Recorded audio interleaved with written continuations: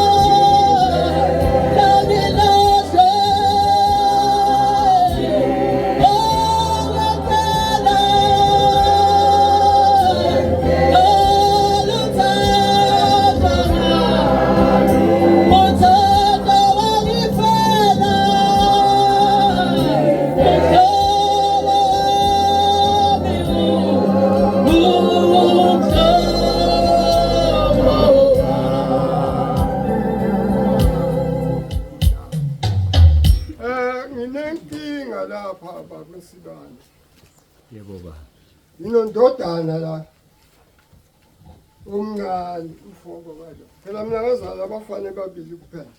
Yebo baba. Umama kwaba umfana, umama kwaba umfana.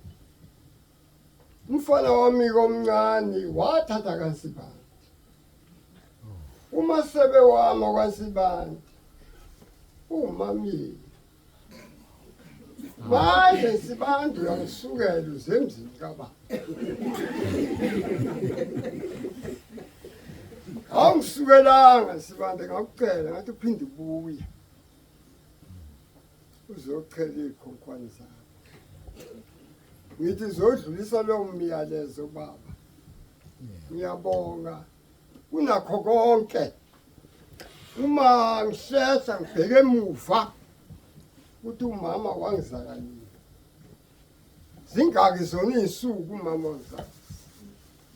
Mangaki wona amasonto umama wangizala. Zingaki izinyanga ngikhona emhlabeni kakhulu. Iminyaka yona akekho angafuni ukusondela kule minyaka. Lothe ushadele kaNdlovu. uMampotsha udadewethu ngambona sengikakazanyana sengimdala washadela kaNdlovu. Lo dadewethu ushadele kaNdlovu abakhokhi njalo laba bantu ebakwaNdlovu. Angisho ukuthi baba Nsibanda ngidlulisa ukubonga baba uNkulunkulu angikhandele wena ufike lo suku indodana zokuthuma ukuthi ubaba sowuthule ungabi namanyekanceka ubuze emzini kababa. Angibonge uNkulunkulu baba amazwi engiwatholi ungaqondi kumuntu ukuthi uhamba nje uhamba kodwa baba uSibanda umasebe wena ungcono ukuthi masebe ngolimi lwakithi. Ngiyabonga kodwa baba ukubuya kwakho uzovusezela ufike noma sengithule isimemezelo noma sengithule ufike uzokusho kusho kodwa mina ngiyakumukela ngiyabonga Amen.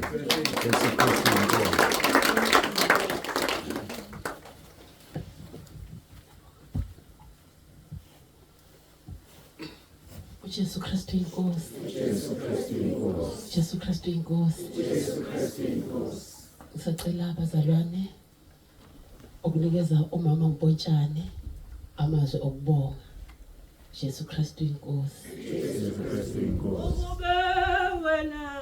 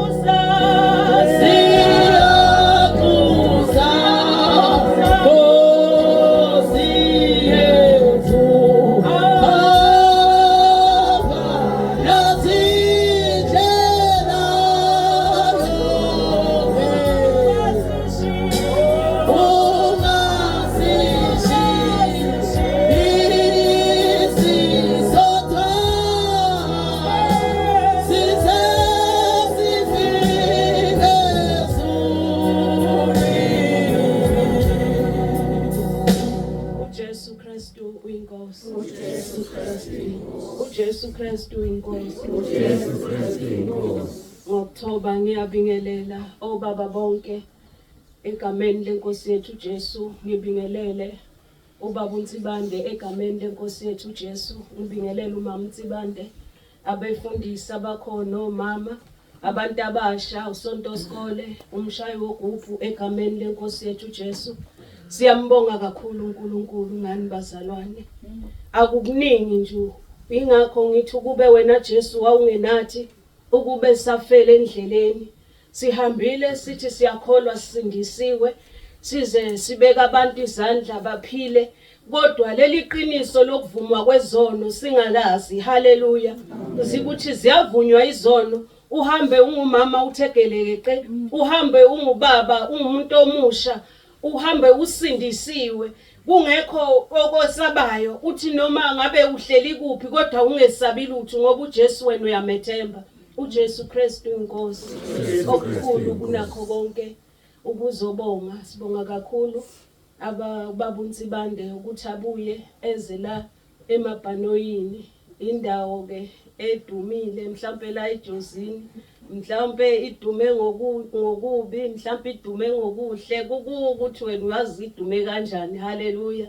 Kodwa okukhulu kunakho konke, kugcwele amabandla, kugcwele abazalwane bayakholwa egameni lika Jesu. Haleluya. Kukuwe ukuthi ukhethe kahle yini, ngoba khona isikhathi asisekho. uNkulunkulu uJesu seyabuya ulanda ibandla lakhe. Haleluya. Kuya ngokuthi bazalwane thina sila nje akukuningi ukuthi ngiyabonga bomakhelwane, ngiyabonga kakhulu abasuka eJozini, abasuka eBay, abasuka oThongathi, endaweni eziningi ezahlukeneyo. Ngibonge mkhulu, ngibonge baba omncane, ngibonge kakhulu baMpontshane, sihlezi siba ngumsindo nomakhelwane.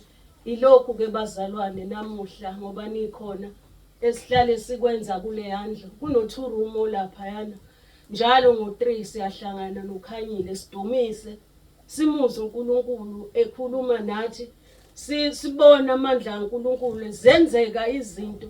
Kube nama-challenge akhona, sithi kodwa siyamethemba, siyamkholwa.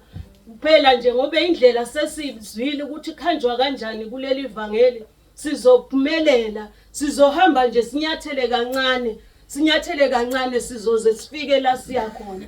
Haleluya. Siyabonga kakhulu bazalwane nonke ukuphumelela kwenu okukhulu kunakho konke.